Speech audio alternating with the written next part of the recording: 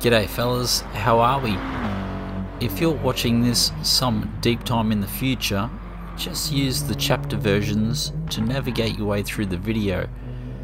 For everybody else, just hold on, we're going to have a little bit of a long intro today. The video format has changed due to some requests. We've been getting a little bit of feedback lately, and we're going to try address some of that feedback in this video.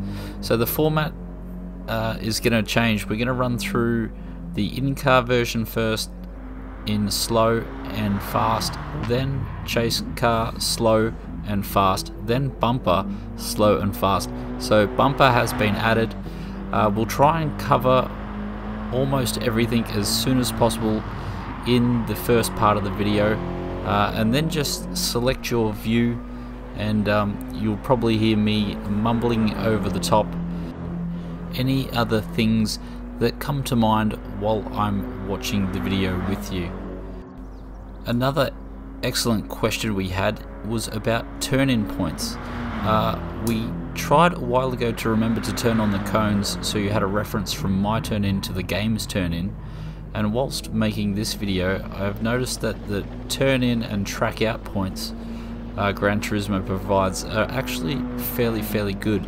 The only other thing to note is that there will always be steering input before I release the brake. This is just to load up the front wheels and make sure we're scrubbing them in the direction we're going to be going. So it might look like I'm turning in a touch earlier. We're just trying to get some scrub on those tyres, so then when we start the trail braking, the car is immediately going to turn in the direction that the front tyres are pointed. So keep those questions coming in the comments, but without further ado, let's jump on board and make our way down to turn 1. Braking just as this shadow is on the road if you have your cones turned off, otherwise just as the rear bar is in line with the cones. It's going to be a nice long threshold section. We're going to come down to third. I'm trying to roll through this corner in third just to keep the apex speed up, and then we coast just for the splittest of seconds as we bounce the ripple strips, and then try and squeeze some throttle on before we're back gently on the brakes, not to unsettle the car. A coast through the middle of this corner helped me accelerate out of it. Now we're really trying to squeeze the throttle slowly on that exit, otherwise you'll just understeer straight off. Up to fourth nice and early here. And then we're going to have a lift off, and we're really trying to keep the car back over to the left hand side. We're really trying to open up this next corner as much as possible. We're rolling down to the apex here, picking up the throttle just as the cone smashes into the front bar, and gently squeeze on that throttle, and we want wide open throttle by the time we see that cone on the outside. It's definitely different having cones to talk about. I definitely recommend using the cones as a beginner, but once you start to know the track, definitely turn them off and let your brain choose other markers. So we won't be doing any threshold braking down here. It's going to be a nice light brake application of the throttle pretty much when those rear tires, where the concrete runs out next to those left hand rear tire, rolling down to the apex, cracking open some throttle. Once again, fast wide open throttle understeers this TT out to the outside, so time your throttle input nicely for the best run. Moving the car back to the right hand side of the road now, there's a little bit of a mark in the ripple strip. That's where we're going to lightly press on the brakes again, keeping the tyres on top of the curbs, not going over them. Now we're going to completely go over this curb and use our left hand tyres right along the top of that one. We can cut the last part of this as well, up to fifth early, and using the scrub to try and keep the car off the track. We just run a little bit too deep there. We are trying to stay off the grass as we hit it, and then that gives us the longest wide open throttle run. Pretty much from the start of that slalom chicane back there is where we want to keep wide open throttle for the shortest possible lap time. So we're braking down here right as the wall ends pretty much, so the shadow comes out from the wall. That's where you want to brake. It's a fair bit past the Gran Turismo braking cones, As you can see there, pretty much under the 50 board or next to that green stuff. Turning in just around where the turning cone says we should be. Once again, we're going to take out the cone in the middle of the road. Wide open throttle really quickly there. The car does hold. Not moving the car back to the right hand side like you would in a Group 3. We're just trying to open up the corner enough to carry the speed, but not too much that we're driving further than we have to. There's a little bump there where it will flick up and hit the limiter, but that's okay. Then we change up to 5th shortly thereafter. Really trying to open these radiuses. So braking a little bit after the brake marking cones again. This is going to be pretty much a heavy stab on the brakes, just a little bit longer than a stab though before we swap over to trail braking. We're really trying to carry the momentum through this corner. We touch the accelerator a touch early, more like here, and then once again just light graze over the brakes, putting the weight on the front tyres so it turns in. You can pick up wide open throttle pretty much as you pass the apex cone. No more than going on top of that ripple strip. It can even be beneficial to stay off that ripple strip. Using all the road again, we're going to go past the cones just a touch. I have a feeling there you can see them in the mirror. Actually, it is quite a way past, about halfway between the turn-in cone and the braking cone. We do a little bit of a coast just in the middle of this corner as we start to squeeze that throttle back on past the apex cone, trying to really carry as much speed down onto the straight. And there we have it. So we'll jump on board for quick mo any second now. Here we go. So braking just after the cones. The Gran Turismo cones for this circuit actually look fairly decent. So if you're a cone user, I'd suggest turning them on, or if you're learning the track, perhaps turn them on. Little lift here so the car turns in. Jab on the brakes and then roll it down to the apex, crack the throttle on the apex, start to pull the car away, wide open throttle before we get that cone to the exit cone on the left hand side. Full braking here, you'll understeer straight off, so it's a nice light long trail braking section, cracking the throttle around about where the apex is, and wide open throttle not long thereafter, keeping in the middle of the road.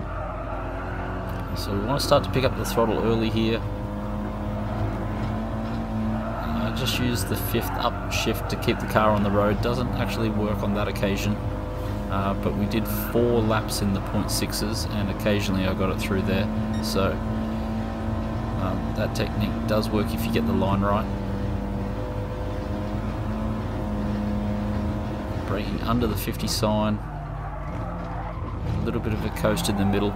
So there might be a little bit of time left on this lap if we remove that coasting. I'm not sure if the car actually needs it or whether it's just because we're learning this track.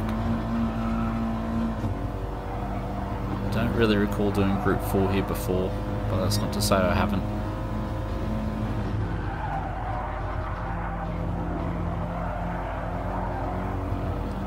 Try and squeeze a little bit of wide open throttle in the middle of that corner, or that corner section. Getting right up on the curb on the left hand side here, run that left hand tyre just along the top of that curb. That helps suck the car around.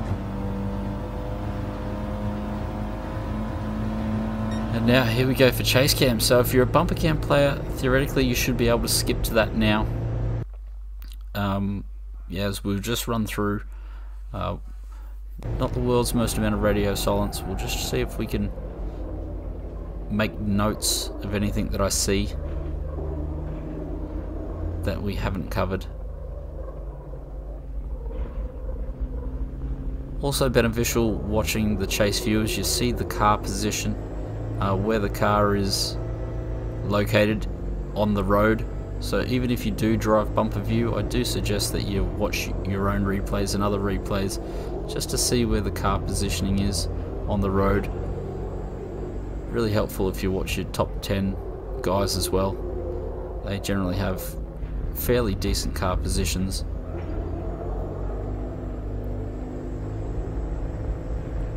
Just straightening the car on the exit there.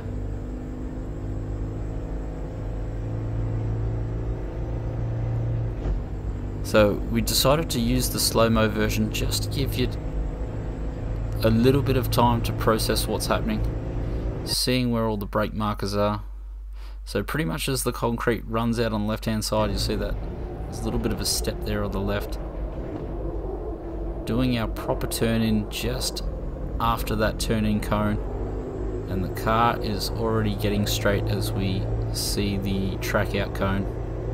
Keeping the car in the middle of the road up the hill, and then we're going to gradually drift it to the right hand side. Turning in off the ripple strip is beneficial here as well. So for the first, we're going to have it run our left hand wheels. For the middle, we run the left hand wheels as well, and for the final part we're going to run, or attempt to run, the whole car. So we missed the whole car there, I hadn't noticed that. That's probably why we run wide on the exit.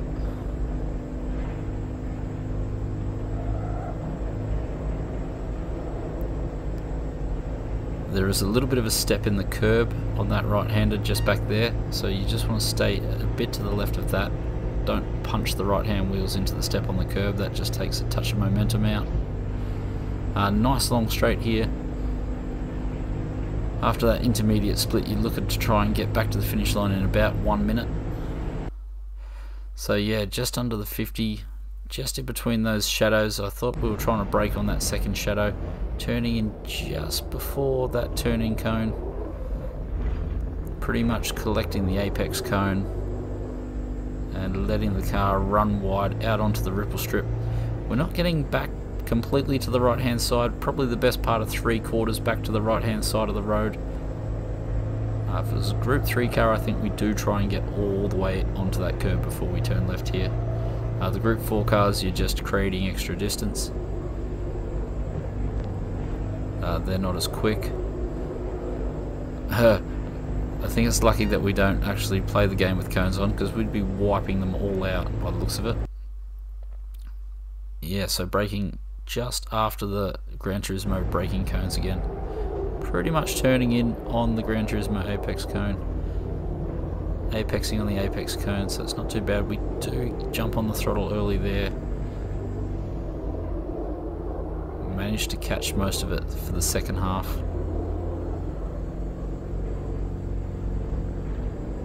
You can finish that corner a little bit better than that. Don't necessarily have to go up onto that ripple strip. I have a feeling just that jolt on the left hand tyre takes a little bit of pace out of the car. So once again, just after the braking cones, nice and gentle down in here, just a touch of brake, release the brake, start to pick up the throttle, and when you feel you're not going to run off the edge of the road there, give it full beans all the way to the line.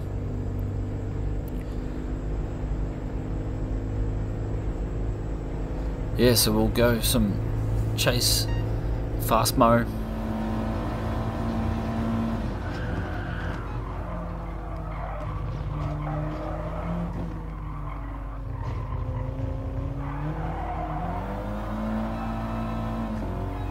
Trying to straighten the wheel whilst you're jabbing on the accelerator for that first U-turn.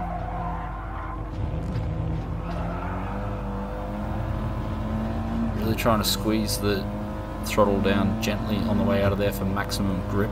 Wide open throttle, the car just seems to bag it up. Same here, trying to slowly apply all the throttle.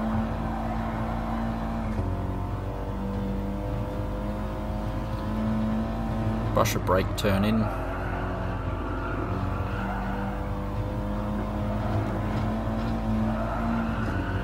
Try and take a bit more of that curb. We sort of miss it and run wide on the exit.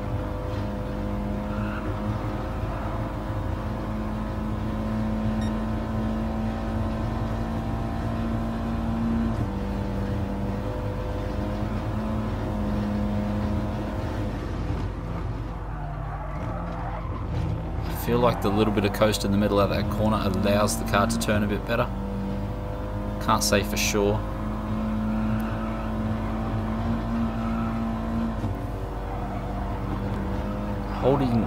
seems to be holding the gears in the TT can be somewhat beneficial as well.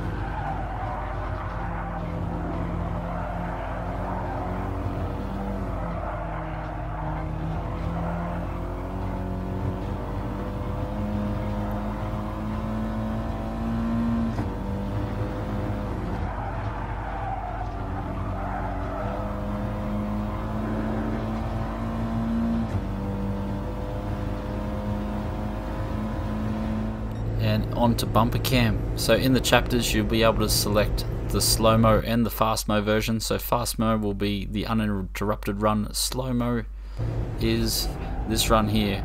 Just give yourself plenty of time to take in what's happening,